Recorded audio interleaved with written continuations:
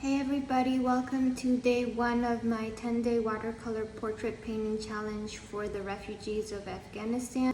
I wanted to show you guys the progress that I've made so far. It's like 4:30 in the afternoon, and yeah, I'm very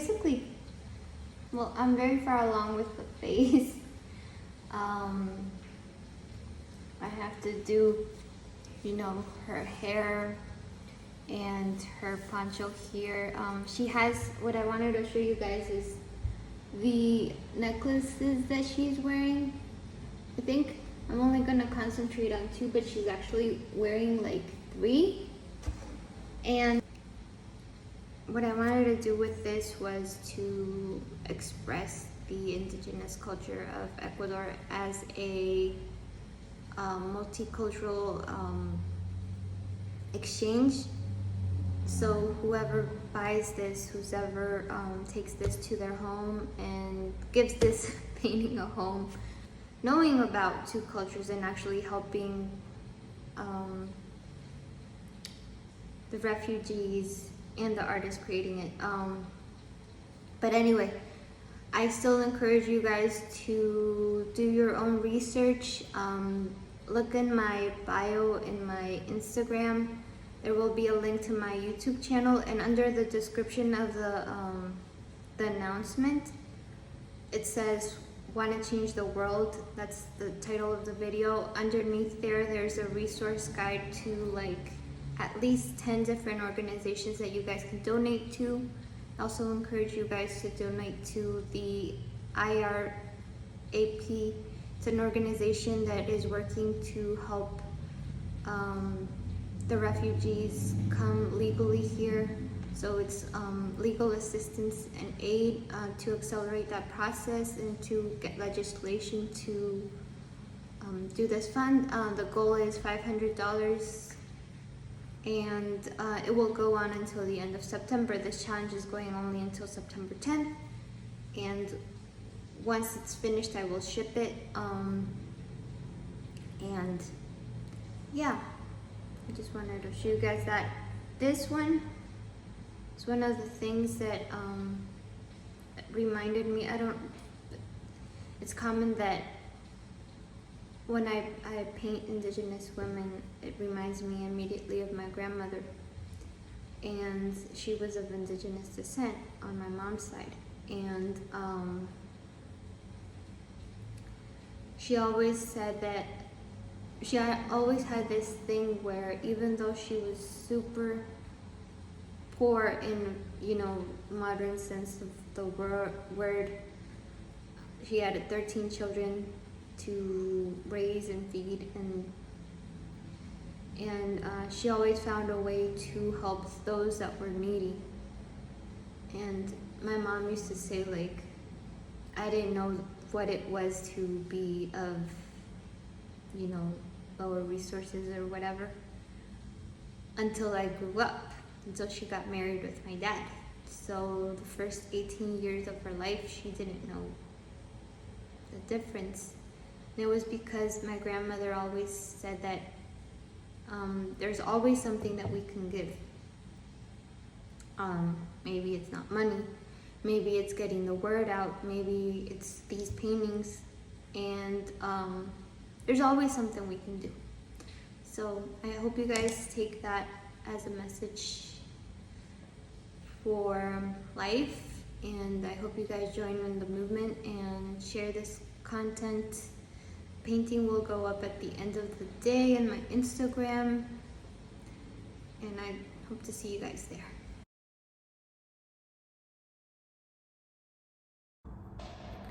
Hi everybody, welcome to day 2 of the my 10-day watercolor portrait painting challenge for the Afghanistan refugees. Today I wanted to show you guys this portrait. I'm not done obviously, but it is a very important portrait because I did a bigger version of the same character with her baby daughter in 2012, and this was part of another series which you guys can find way down in my Instagram feed, or my website, and I'll put links of all of that here. One of the sweetest moments that I've had in my career, which is like 2014, I went back to this community and we presented the project that we had done of the research of the Hawaii, of the harvest ritual song of the Hawaii, and I've talked about this, but that's for another video, and I'll try to link it here. Anyway, there's an entire series of that, but we went to show that to the community, the research that was compiled. My dad was the researcher, and like people started turning, and we didn't know what was going on. And it turns out that the lady from this painting was in the meeting, and we didn't know, but the community recognized her in the painting and was telling her. And I've never seen anybody that happy to see themselves, because it was like a presentation, like on a projector, and she was so happy to see herself, and she was smiling and laughing, and people were pointing. She was getting a lot of positive feedback, and she stayed at the end of the meeting, and I was really excited to meet with her because I wanted to know where the baby was. The baby in the portrait, because it's a portrait of a girl, of her and her baby. And like I said, you guys can find this in my Instagram or in my website, and it's under Hawaii series in my website, and it's way down in my Instagram feed. Anyway, when she came to see us, I asked her where her girl was, her baby girl was, actually I didn't know if it was a girl. And she showed me her, her girl, and she was like 2, and she was walking around, and I was so excited because she was really happy to see herself there. It's one of the sweetest moments, just see somebody represented in that, because even though I come from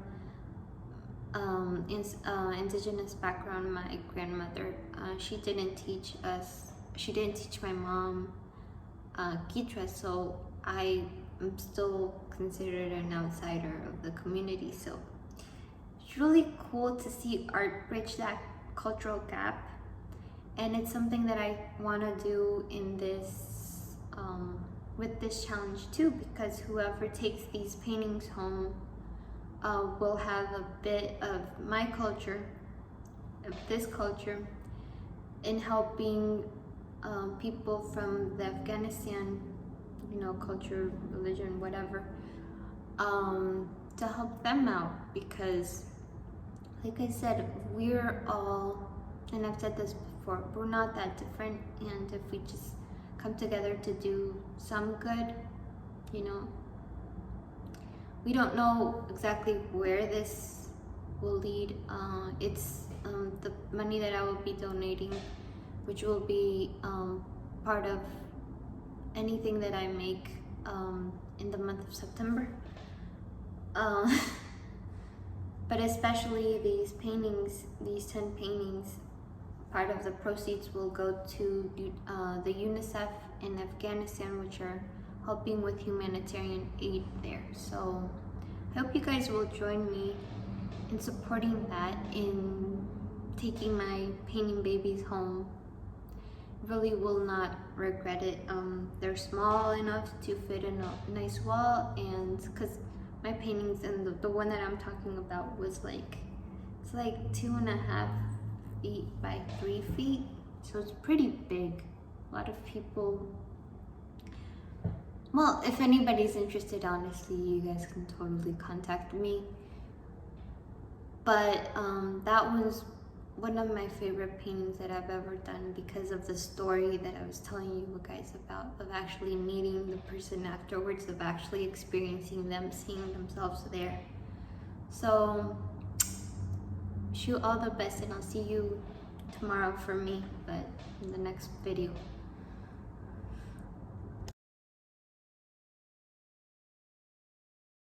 Hi everybody, welcome to day 3 of my 10-day watercolor portrait painting challenge for the Afghanistan refugees.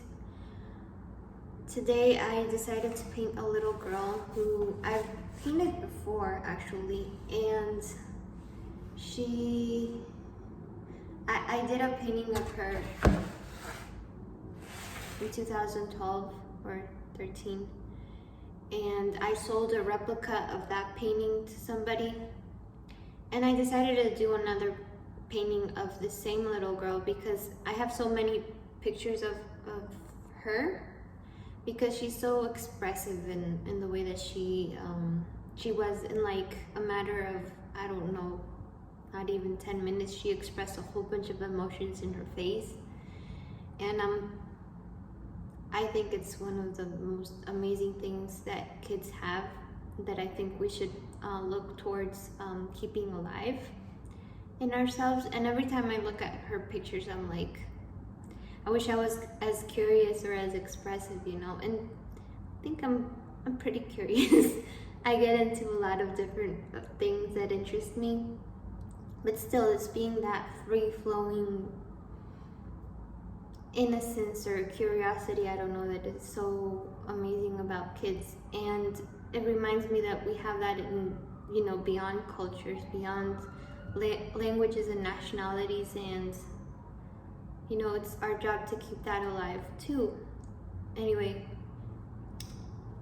I just wanted to remind you guys that, to show you where I am. I'm very close to finishing. Her hair looks a little weird right now, but she's also a lot like me in that sense. She's like all her hair is all crazy. Right now it looks like she has white hair, but it's because I haven't like painted it in. But anyway, that's what I have so far, and it's just like she's an expression of, you know, freedom and carelessness and everything, and I think is so important to recognize, you know, in all of us, and it's okay.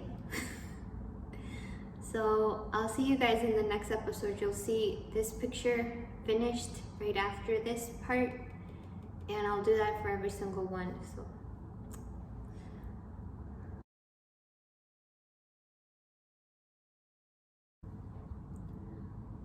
hello everybody, welcome to day 4 of my 10-day watercolor portrait painting challenge for the refugees of Afghanistan. Today, it's just a painting of a woman who the picture that I've had for, I don't know, like,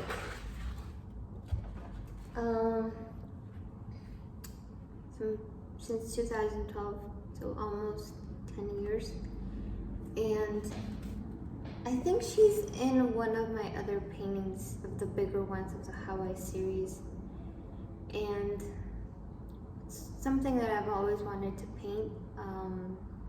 One of the singular things about this culture is that women of all ages wear really bright colors, and it's something very distinguishable of indigenous women of this particular province. They even wear like bright neon colored stockings, which is one of the reasons I really loved going to Riobamba to go visit my grandmother, who was from this province too. But anyway, I'll leave you here with the finished version.